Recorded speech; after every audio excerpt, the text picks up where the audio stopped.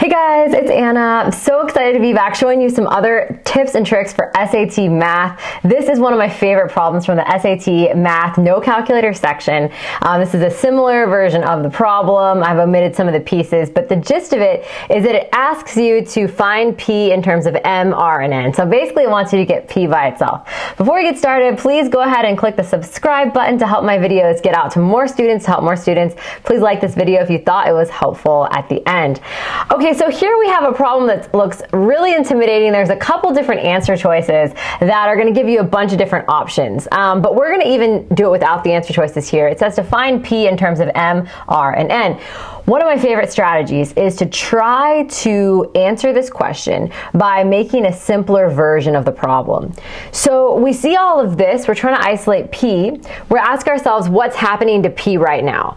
P is being multiplied by a big fraction. Could we make a simpler version of this problem? Could we maybe say, what if it was M equals 3/4 P? Now P is just being multiplied by a fraction, just like up here.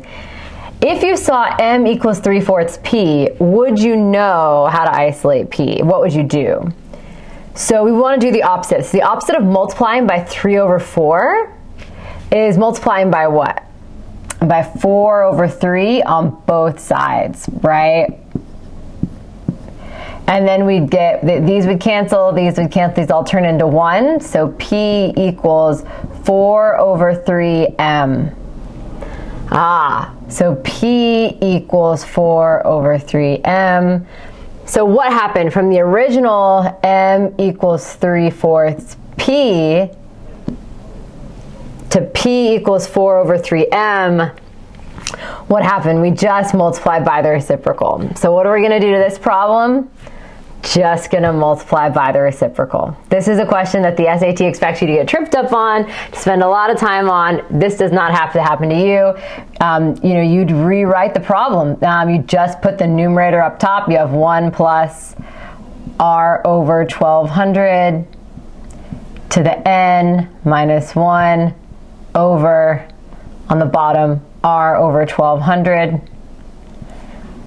1 plus R/1200 N.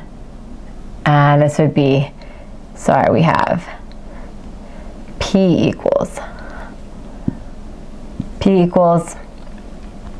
M. Just switching around, flip the numerator, flip the denominator. There you go.